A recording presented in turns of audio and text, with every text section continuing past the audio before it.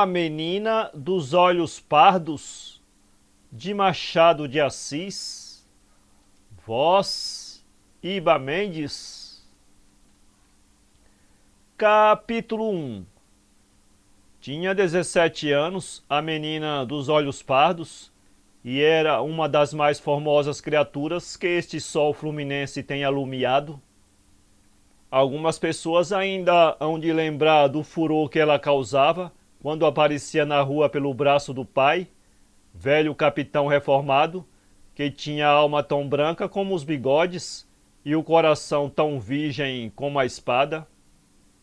Não o julguem mal, se a espada era virgem, não é porque ele fosse um maricas, mas aconteceu por uma série de circunstâncias estranhas à sua vontade, que nunca pôde entrar na mais ínfima escaramuça deste mundo.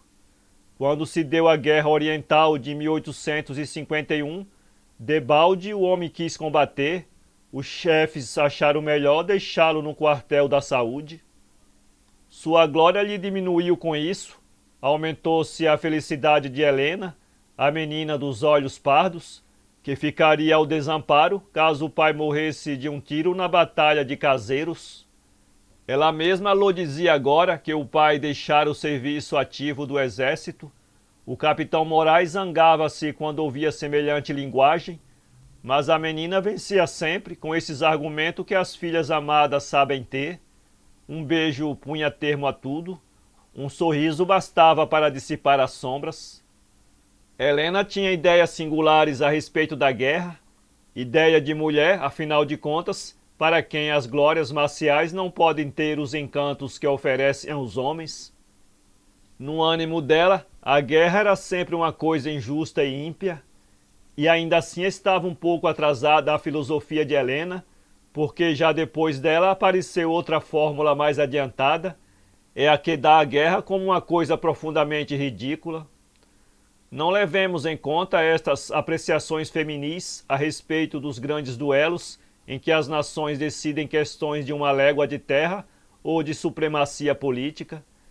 Helena falava assim porque tinha um coração excelente, que não compreendia que o direito precisasse de um banho de sangue. Era a bondade feita mulher, a bondade inteligente, carinhosa, evangélica, limpa de cálculo, pura de galanteria. Conhecia-lhe bem o capitão essa virtude, e tão necessária a achava, que nunca lá elogiou, por medo de que a vaidade usurpasse no coração da rapariga o domínio de tão raro sentimento. A natureza, que nos dá os seus dons por um sistema de equilíbrio constitucional, tem às vezes a singularidade de acumular na mesma criatura dotes que de ordinário andam separados. Helena era boa e formosa, tinha a essência do céu dentro de um vaso primorosamente lavrado. As coisas boas são belas por si mesmas, por isso é comum vermos um rosto feio abrigando um elevado espírito. Acumular as duas belezas, a da alma e a do corpo, encantar os olhos e prender os corações, inspirar o amor e a estima, qualidades essas que a natureza não dá às mãos largas, tamanha parece a fortuna para uma só pessoa. Pois Helena era das escolhidas, o seu nome pagão não desdizia com as feições que Deus lhe dera, e se, como a sua homônica antiga, não era capaz de acompanhar pares, devia isso a um coração mais reto que o da outra. Possuía as mais belas feições deste mundo, fronte pura, magníficos cabelos pretos, lustrosos, levemente ondeados. Quando os penteava, formavam eles uma espécie de coroa natural. Por uma espécie de intuição do belo, Helena penteava-se à maneira antiga, conservando à natureza as suas graças próprias e desterrando de si os artifícios modernos que fazem da cabeça humana uma coisa muitas vezes repugnante. Era um tanto morena, e essa cor, comparada com a dos cabelos, estava pedindo para os olhos uma cor de azeviche. Mas a natureza, por um dos seus caprichos, dera-lhe pardos, cor pouco comum e pouco apreciada. Os olhos pardos não podem ter o brilho dos pretos, nem mesmo dos castanhos. Os de Helena ganhavam em serenidade e graça o que perdiam no fulgor. Era alta e tinha a elegância da estatura. Os poetas americanos podiam compará-la à palmeira e não encontrariam melhor imagem para dar ideia da graça nativa e da elegância agreste da filha do capitão Moraes. Não sabia vestir, as suas roupas não eram feitas com o intuito de realçar os dotes da natureza, mas se algum inconveniente resultava deste efeito de arte, era tão secundário que ninguém lhe notara. A natureza reagia contra o desgracioso das roupas, ou antes, aproveitava-se dele para ostentar as suas pompas e os seus milagres. O capitão revia-se nessa interessante criatura como se fora o espelho da sua mocidade, a transformação esplêndida das suas esperanças, a realização desejada dos seus mais caros sonhos. Helena era verdadeiramente filha do amor, foi o amor que ligou no mais feliz dos consórcios o pai e a mãe da menina. A mãe morrera quando ela apenas tinha 10 anos e quando mais necessária se tomava para a educação de Helena. Apesar da ideia comum de que as mães são mais necessárias na primeira educação, eu creio que a segunda educação é a que mais exige a missão da maternidade. A primeira é quase toda física, está ao alcance de qualquer mulher, mas quando o coração e o espírito começam a desenvolver-se, então é que se torna necessária a influência benéfica e amorosa da mãe. Pois foi nessa quadra que Helena perdeu a mãe e ficou entregue aos cuidados do pai, mas o amor dele e a boa índole dela ajudaram-se por modo que aos 17 anos tinha Helena uma educação excelente.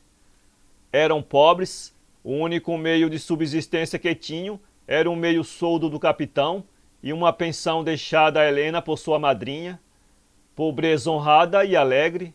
A tristeza era hóspede rara em casa do capitão. Nas poucas vezes em que lá aparecia, demorava-se pouco. O capitão era avesso aos importunos, despedia-os com a rudeza de soldado e a tranquilidade de filósofo. Não é dado a todos despedir importunos. É mister ter adquirido antes uma reputação de originalidade. Entre as pessoas que frequentavam a casa, 2 eram da mais perfeita intimidade do capitão: o Leandro X, excelente médico que adquirira uma reputação sólida, e Valentim, seu filho, rapaz de 20 anos, estudante de engenharia. O Leandro era velho amigo do capitão, velho amigo sem que Leandro fosse homem velho, contava 42 anos e bem dispostos, era um cavalheiro de perfeita educação, boa alma, grande talento, tudo realçado por uma lhaneza de maneiras e uma simplicidade de costumes que agradavam essencialmente ao velho Moraes. Apesar da diferença da condição social, Leandro fora sempre o mesmo amigo, qualidade raríssima e porventura maior de que se pode um homem enobrecer, porque é preciso uma grande elevação de caráter e de bom senso para resistir às variações da fortuna. Educado nos mesmos princípios, Valentim seria o mesmo em relação à família do capitão Moraes, se em virtude da liberdade que o pai lhe dava, não votasse a mocidade a outros atrativos que lhe eram mais agradáveis do que a companhia de um velho militar e de uma menina pobre, ainda que bonita. Contudo, ia lá muitas vezes. Capítulo 2.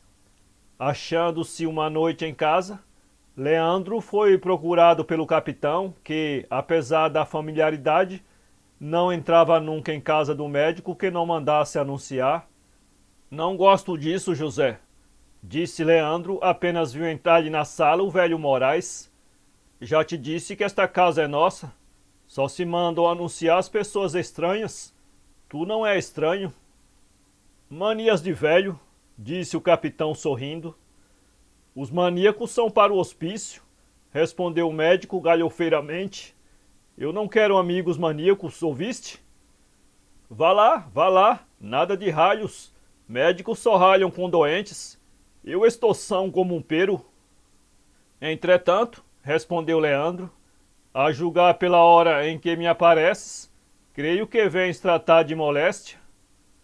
"Não é", disse Moraes, "é uma novidade." "Caiu o ministério, aposto?" "Ah, meu rico, importa-me pouco com isso.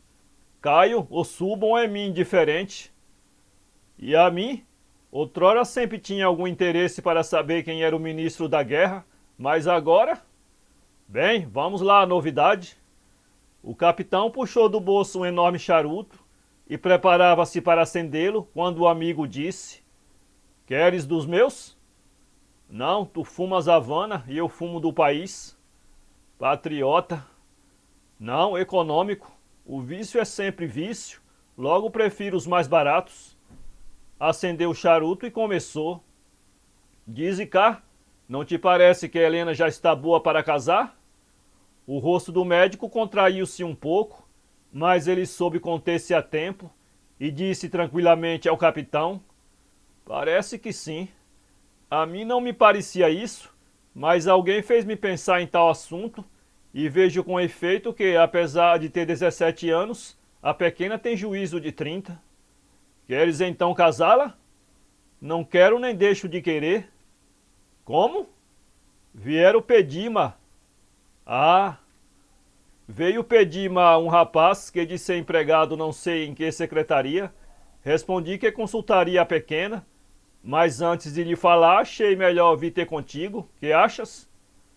Homem, agradeço-te a fineza, mas creio que deves fazer uma só consulta, a do coração de tua filha. Bem sei, respondeu o capitão, mas se eu lhe faltasse, não serias tu o pai dela? Seria pai, seria, disse o médico franzindo as sobrancelhas. Queres que te diga o que penso? Penso que se o rapaz merecer a honra de casar com ela, e se ela consentir, não podes hesitar. A conversa continuou nesse sentido. O capitão, depois de ouvir uma aprovação com que contava, saiu para casa, enquanto o médico recolheu-se ao seu aposento. No dia seguinte, o capitão comunicou à filha a proposta que lhe fora feita e perguntou-lhe se gostava do rapaz. A moça admirou-se muito que o rapaz fosse pedir-lhe a mão antes de havê-la consultada e declarou que, posto não antipatizasse com o rapaz, não pensara nunca em tomá-lo por marido. A resposta era fulminante. Eu não quero, disse o pai, obrigar-te a coisa nenhuma. Não tenho interesse pelo rapaz. No entanto, pareceu-me falar tão comovido que não sei se... Acha então que por isso? Nunca. Vou dizer-lhe que não aceitas a proposta. Com efeito, nesse mesmo dia o pretendente recebeu uma resposta negativa. Não sei nem vem ao caso como recebeu o pretendente a resposta da moça. Importa saber que este incidente não deu mais nada de si e a casa continuou do mesmo modo que dantes. Não continuou positivamente o mesmo, porque durante 3 dias o Leandro não apareceu lá e era raro que deixasse de ir um só dia. Foi essa ausência notada por ambos. O capitão, ao 3º dia, foi à casa do amigo e não o encontrou. Deixou-lhe um bilhete. No dia seguinte apareceu Leandro em casa do velho Moraes. Bem podia eu esperar-te, disse o capitão. Se te não escrevo, ainda agora não virias aqui. Está zangado conosco? Ora essa, exclamou alegremente Leandro, não me zangaria jamais contigo. Então, por que motivo esta ausência? Meu caro, tu pensas que eu sou médico de pouco mais ou menos? Tive ultimamente tanto que fazer que não me foi possível dispensar um só minuto, mas como estava certo de que não te zangarias... A frase foi cortada pela entrada de Helena, que se dirigiu alegremente ao médico.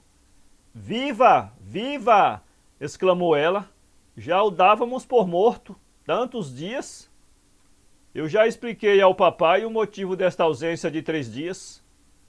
3 séculos, disse Helena. Vês, disse o capitão, a pequena acha que foram 3 séculos. Está feito, não falemos mais nisto. Aqui estou, não expliquemos mais nada. Já jantaram? Ainda não. Pois contem comigo. Bravo! Exclamou a filha do capitão, batendo palmas. Muito havia que Leandro não jantar em casa de Moraes, de maneira que a declaração foi aceita com íntima satisfação do pai e da filha. O capitão fez um sinal à filha, a moça ia sair quando o médico a chamou. Venha cá, disse este, eu vi o sinal, janto com a condição de não acrescentarem nada ao jantar. Mas não foi isso.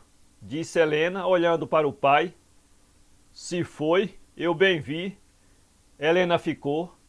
Além de que, desejo aproveitar o momento para dar-lhe os meus parabéns. Por quê? Perguntou a moça admirada. Vai casar? Qual casar? Exclamou o capitão. Isso acabou. Como? Perguntou Leandro, levantando-se de súbito. Sim, a pequena não quis. Leandro reparou então que cedera a um movimento de súbita alegria e sentou-se dizendo: Pois eu cuidei que fosse coisa feita. Não era. Helena tem ideias de casar segundo o seu coração, disse o capitão, e eu acho que faz bem, não te parece? De certo que faz bem.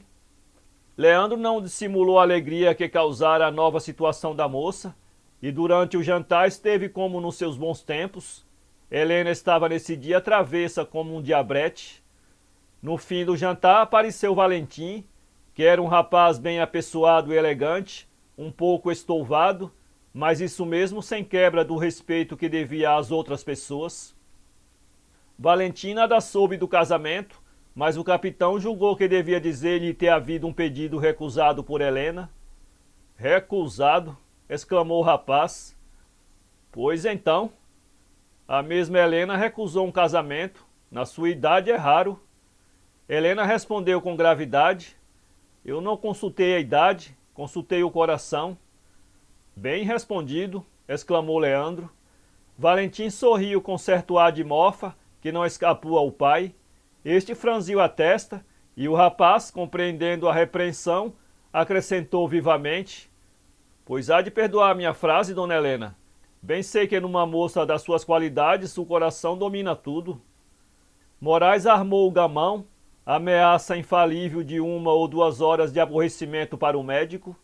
Não podia recusar porque desgostava o velho militar. Suspirando, foi sentar-se diante do capitão e começou o jogo. Ao menos faço esta guerra, costumava dizer o capitão quando gamoneava. Valentim, bem que quisera sair e ir passear com alguns amigos, mas não achou bonito deixar a rapariga só, entrou a conversar com ela. O gamão e a conversa só acabaram quando veio a hora do chá. Leandro perdera quase todas as partidas e, consequentemente, o capitão estava radiante. Helena estava um pouco triste. Valentim pediu para retirar-se e foi-se embora. Capítulo 3. A menina dos olhos pardos era muito requestada. Além daquele namorado despedido, outros lhe apareceram sem que a sorte os favorecesse mais do que ao primeiro. A falar a verdade, disse um dia o capitão, a falar a verdade, acho que o teu coração está sendo exigente. Por quê? Disse Helena. Ninguém te agrada? Ninguém. O pai insistiu, amava loucamente a filha e não queria contrariá-la num ato tão solene da vida. De ordinário, os leitores são perspicazes, sobretudo quando o romancista lhes deixa entrever as coisas. Era claro que o Leandro amava a rapariga. Como nasceu esse amor, não o sei eu, nem interessa a narrativa. O certo é que existiu o amor. Leandro mais de uma vez pensou em dizer tudo o que sentia, mas receando que a rapariga não sentisse por ele coisa nenhuma, quis evitar o inconveniente de declarar-se namorado naquela idade, sem a vantagem de imediato casamento. Estavam as coisas neste pé, quando Valentim entrou a mudar completamente de hábitos, tornou-se mais assíduo em casa, passava longas noites em casa do capitão, tornou-se tão diverso do que era que o pai fez consigo a seguinte reflexão: o rapaz está outro. Isto quer dizer que sofreu lá por fora alguma decepção. Leandro não se enganava em parte, tendo caído em apaixonar-se por uma das cortesãs mais admiradas da cidade. Valentim reconheceu dentro de pouco tempo todos os perigos de uma situação falsa, pôde esquivar-se a tempo, mas ainda assim custou-lhe muito ao coração. Nada disse ao pai, mas o coração doente teve uma enfermeira, foi a filha de Moraes. Valentim contou-lhe que tivera um amor não correspondido. A moça, que era toda coração, suavizou a perda com a ciência da simplicidade. Valentim passava horas e horas com ela, contando-lhe mil sonhos que tivera com aquele amor mal recompensado. Não pense mais nisso, dizia-lhe Helena.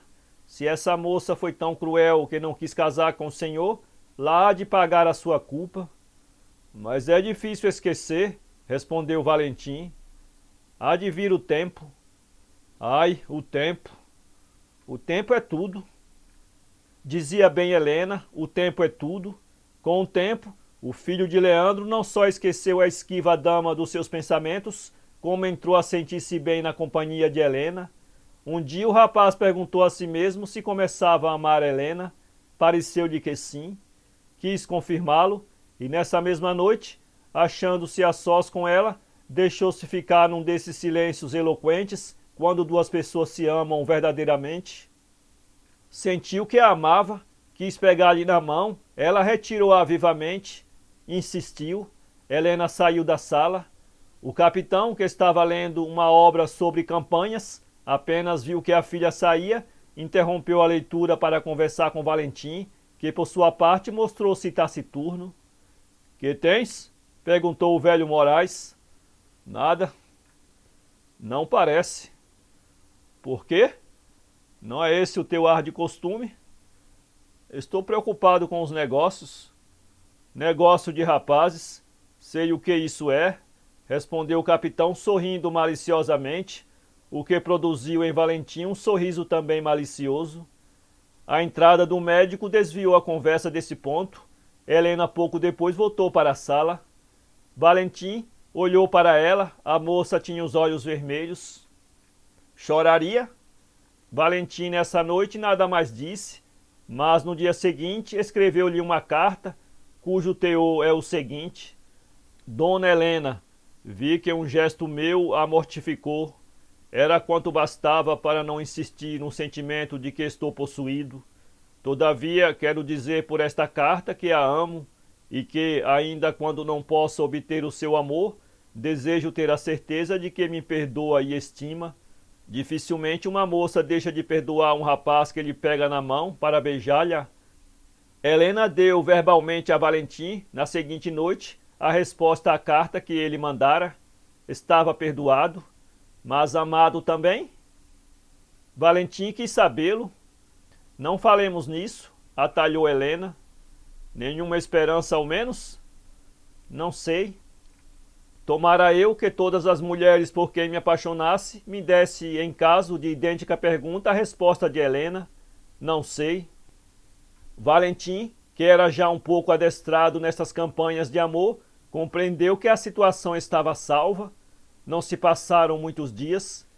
Helena foi se ameigando mais, e uma noite, quando menos esperava, o rapaz ouviu da boca da moça as seguintes palavras cheias de uma franqueza desusada. Disse-lhe que não sabia se podia ter esperança de ser amado. Agora digo-lhe que pode tê-la, e até mais, digo-lhe que já é amado. Valentim ouviu estas palavras com um sentimento misturado de satisfação e pasmo. Não teve palavras com que responder, beijou a mão e saiu. Estava começado o primeiro capítulo de amor entre Helena e Valentim. Capítulo 4. A primeira ideia que ocorreu ao rapaz foi comunicar ao pai o amor por Helena e tratar do casamento que podia ser logo, mas lembrou-se que era melhor tomar grau e depois então tomar a grave responsabilidade do casamento. Ao mesmo tempo, iria aprofundando mais as raízes de amor que sentia pela rapariga. Leandro não atinou com a causa da mudança de hábitos de Valentim, nem a das visitas assíduas à casa do capitão. O amor é cego, mas o capitão, que não era cego, descobriu a razão da assiduidade do moço, que até então ia lá 2 ou 3 vezes por semana e agora todos os dias. No entanto, calou-se, esperava a declaração dos dois e o pedido por parte de Valentim. Mas nem declaração nem pedido. Quis falar nisso ao velho amigo, mas foi dissuadido por causa que não importa a narrativa. Pela sua parte, Valentim queria entender-se antes com o pai e concordar com ele em esperar o grau, segundo fica dito. Tinha como certo o consentimento do médico. Foi no meio desta situação, de expectativa para todos, que Helena tomou uma resolução, filha toda do seu caráter independente e despido de formalidade, lembrou-se falar no assunto ao pai de Valentim. Quando Leandro ouviu que os dois se amavam, teve uma grande dor. Foi para ele notícia tão mortificante quão inesperada. Todavia, soube conter-se, aprovou sorrindo a escolha do filho e a da rapariga, dizendo-lhe que podiam contar com ele. Depois, não podendo continuar uma conversa que doía deveras, saiu deixando a moça contente com o resultado do seu passo. Nessa noite, Valentim não foi à casa de Helena, o que a contrariou bastante. Chegara tarde por ter passado a noite em casa de um colega que partia para São Paulo. Leandro já estava recolhido quando o filho entrou. Este perguntou pelo pai. Depois de obter resposta do criado, encaminhou-se para o seu aposento a fim de dormir. Mas ao passar pelo gabinete do pai, viu a porta meio aberta, empurrou-a devagarinho. Ao fundo estava Leandro sentado à secretária, com um retrato fotografado na mão. De quando em quando, o médico beijava a fotografia repetidas vezes, depois inclinava a cabeça e parecia meditar.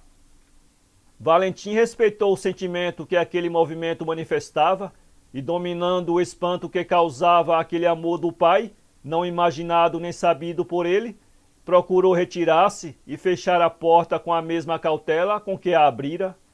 Mas nesse instante, o braço do pai fez um movimento e a luz bateu em cheio no retrato. Valentim reconheceu Helena, deu um pequeno grito e saiu. Leandro levantou a cabeça, foi à porta e, supondo que o grito era apenas o resultado de sua imaginação exaltada, voltou a sentar-se na secretária. Valentim não dormiu nessa noite. Leandro deitou-se tarde. Capítulo 5. Quando no dia seguinte Valentim foi ver Helena, esta contou-lhe a conversa que tivera com Leandro, disse-lhe que o médico aprovava o amor deles e desejava que fossem felizes. Alegrou-se com a notícia? Perguntou Valentim. Parece. Desconfias que não gosta? Não, mas pergunto. Eu creio que ficou muito contente. Ele é tão bom para todos. É. Que tens tu? Nada. Pareces triste. Qual? Estou um pouco doente. De quê? Dói-me o peito. A doença do peito veio aqui como uma saída de homem que não tem outra. Helena magoou-se um pouco com a doença do amante, mas esse tranquilizou-a, dizendo que era coisa passageira. 2 dias correram depois desse diálogo. Valentim não deu a entender que tristezas o aborreciam, nem as causas delas. Procurava ser alegre, o que consolava a sentimental Helena. Um belo dia, porém, Valentim comunicou à amante o projeto que tinha de fazer uma viagem a São Paulo, a qual era necessária para ir visitar uma tia. Helena não viu a necessidade de visitar essa tia, e da mesma opinião foi Leandro, mas insistindo Valentim, foi preciso deixá-lo seguir conforme pedia. Dias depois embarcava. Não escondamos o egoísmo de Leandro. Apesar de pai, estimou a partida do filho. Pareceu-lhe que a ausência podia influir no sentido de dissuadir os dois namorados. É coisa corrente que o amor é sempre mais forte com certas idades já incompatíveis com ele. Eu não creio que seja mais forte, é mais notado, isso sim, e algumas vezes mais ridículo. Vendo partir o filho, Leandro perdera a tristeza que se apoderara dele nos últimos dias. Recomendou ao filho que não contrariasse a tia e disse-lhe isso por contar que a senhora Dona Ana das Dores, sua cunhada, desejaria guardar consigo o mais que pudesse o digno rapaz. Ficando senhor do terreno, Leandro tratou de obter vantagens que reconhecia de difícil alcance. Logo nos primeiros passos, reconheceu a singularidade da sua posição. A menor palavra de afeto dita por ele era ouvida com um infantil interesse por Helena, que a ouvia como de um pai. Essa situação humilhou o médico. O capitão era do mesmo sentir da filha, não poucas vezes encetava com um amigo uma conversa deste gênero. Quando casarmos os nossos pequenos, dizia ele, Sim, quando havemos de fazer uma festa, sim? Acho que sim. Tudo isso contribuía para que Leandro desistisse de lutar com o filho no coração de uma menina que já o amava como pai. Mas Leandro, aliás, homem de juízo e reto quando dispunha de si, era um perfeito doido, agora que o dominava um sentimento mais forte. Demorava-se longas horas em casa de Moraes, conversava com Helena, encaminhava a conversa quando podia para o caminho do seu coração, mas nem as suas demoras nem as suas conversas inspiravam desconfiança. Todos viam nele o sogro de Helena. Essa situação contrariava-o. Leandro não reparava que isso mesmo era a consequência natural da situação esquerda em que se colocara depois de saber que o filho amava Helena. Um homem apaixonado não repara em coisa nenhuma. Capítulo 6. Estavam as coisas neste pé quando Leandro recebeu uma carta de Valentim, dizendo-lhe que era obrigado a demorar-se mais um mês em São Paulo. Quando Helena soube disto, ficou triste. Descansa, menina, dizia-lhe o médico. É só um mês, daqui a um mês ele cá está. E acha pouco? Perguntava Helena. Nem muito nem pouco, é um mês. Deixa-te de explicações, interrompeu Moraes. Estas meninas são exigentes sempre com os namorados, não é assim, Helena? Helena sorriu arrufada. Eu explico tudo, disse Leandro. O que elas têm é medo de que alguma rival apareça pela frente. Oh, isso não, exclamou Helena. Bravo, que confiança, disse o capitão indo buscar o tabuleiro do gamão. Leandro, agradece em nome de teu filho.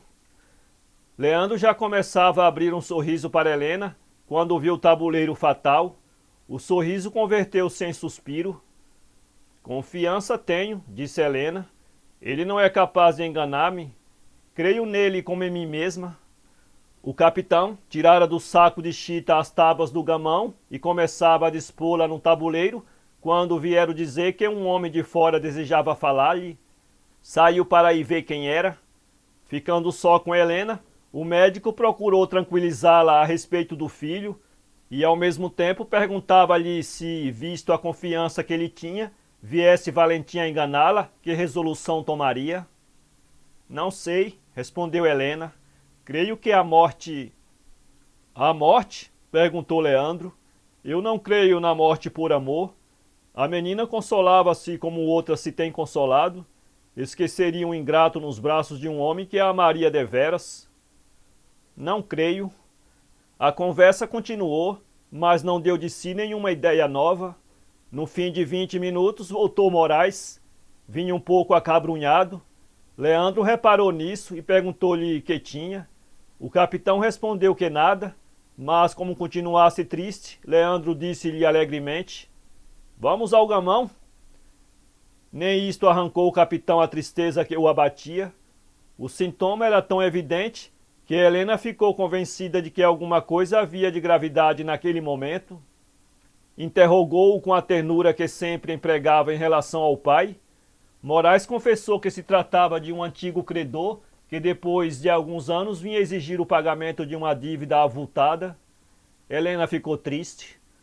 Depois de algum silêncio, Leandro disse para Moraes: Homem, eu ainda tenho alguma coisa.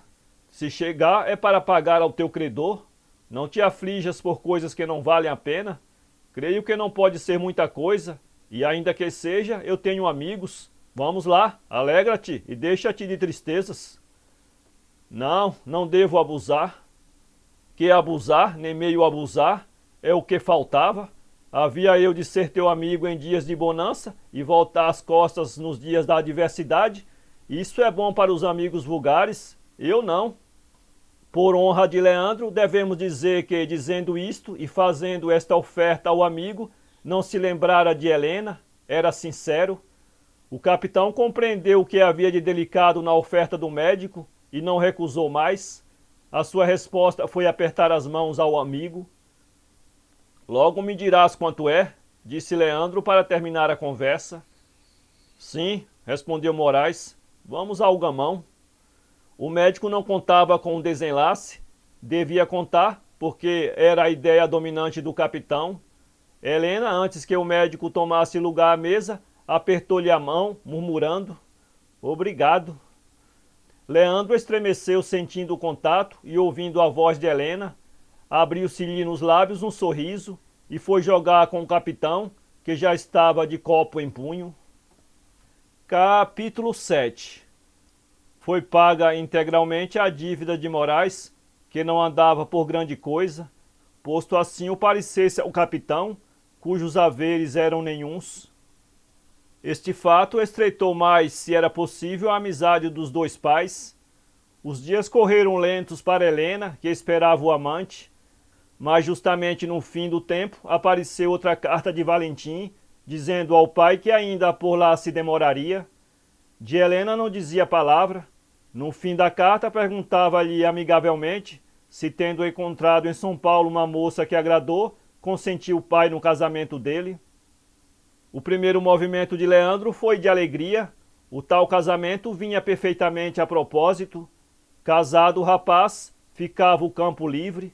Mas Leandro refletiu depois e lembrou-se de que, sendo ele senhor do segredo dos dois, por confidência de Helena, cumpria-lhe fazer algum esforço, ainda que aparente, para desfazer o projeto de casamento em São Paulo. Não quis, porém, fazê-lo sem comunicar a Helena o conteúdo da carta do filho. "Que diz ele?" perguntou Helena a Leandro, quando este disse ter recebido carta de Valentim. "Quando volta?" "Não sei", respondeu Leandro. "Pois ele não lhe fala nisso?" perguntou Helena, cada vez mais ansiosa. "Não, nem fala em ti. Isto de rapazes são os mesmos. Aquele é meu filho, e eu não deixo de acusá-lo porque merece. O que eu creio é que o pequeno achou por lá alguma coisa que o distraiu, algum namoro." "Isso não", respondeu Helena. "No entanto, é possível. Os rapazes não são seguros. 2 olhos fazem esquecer outros 2 com a mesma facilidade com que o dia de hoje faz esquecer o de ontem e o de amanhã fará esquecer o de hoje. A mim, o que me espanta é não marcar dia da chegada. Dá-se-á que venha sem ser esperado?" Leandro abanou a cabeça. Helena fitou o médico, depois faiscara os olhos, como se alguma ideia surgisse. Sorriu alegremente e disse: "Adivinhei." "O quê?" "Valentim já chegou." "Quando?" "Hoje." "Hoje não, nem amanhã, nem sei quando." "O doutor quer enganar-me, ele está aí. Mostre-me a carta dele, só vendo acreditarei." Leandro tirou a carta do bolso e entregou-a à moça. Foi esquecimento ou propósito o de dar a carta em que Valentim falava de um casamento? Não estou informado a este respeito, mas o certo é que entregou a carta. Helena abriu-a e leu as primeiras linhas. "É isso, é", respondeu ela tristemente. Ia dobrando a carta para restituí-la ao médico, quando os olhos caíram por acaso numa frase que indicava o casamento. Abriu outra vez a carta, leu-a com febril agitação, deu um grito e caiu. Acudiu a preta que a servia e o pai que se achava na sala de jantar. Conduzida para o quarto, Helena recebeu os primeiros cuidados médicos de Leandro, que nessa noite não dormiu e achou conveniente velar pela doente. O capitão acompanhou-o nesse ato. Só no dia seguinte é que Helena voltou a si. Leandro não a achava ainda fora de perigo. Começou um tratamento rigorosíssimo. Capítulo 8. Poucos dias depois, começara a convalescença de Helena, quando Leandro recebeu uma carta da tia de Valentim, dizendo-lhe que não compreendia o rapaz, porque passava os dias a chorar e não se queria ir embora. "Será alguma paixão?" perguntava a tia. Leandro releu a carta sem compreender. Por que motivo Valentim deixara a corte nas vésperas do casamento e ia chorar na província deixando a felicidade cá? Não podia atinar com o mistério. No entanto, resolveu escrever ao filho, ordenando-lhe que viesse imediatamente para a corte. A carta partiu de manhã. À noite, estando no gabinete a pensar no mistério de Valentim, pegou no retrato de Helena. Lembrou-lhe repentinamente o grito que ouvira quando uma noite estava na mesma posição contemplando a efígie da moça, compreendeu tudo. Num só momento, a alma de Leandro sofreu uma revolução, envergonhou-se de ter obstado assim a felicidade do filho, envergonhou-se do sacrifício espontâneo de Valentim, e todo o amor que sentia pela filha do capitão converteu-se em afetos paternais. Leandro esperou ansiosamente o filho. No entanto, tratou de tranquilizar a moça, dizendo-lhe que a história do casamento era uma invenção para pôr à prova o amor dela. Não precisava isso, disse Helena. Helena foi se restabelecendo. 10 dias depois chegou Valentim. Aqui estou, disse ele depois dos primeiros abraços. Que me quer, meu pai? Quero que te cases com Helena, que está à tua espera. Mas eu falei noutro amor. Eu mando. Valentino olhou espantado para Leandro. Compreenderia? Não sei. O que todos sabem é que 2 meses depois estavam casados e 1 ano depois, Leandro e Moraes esqueciam o gamão para brincar com o primeiro neto, o qual neto não foi o último. Para ler esse conto, acesse www.poeteiro.com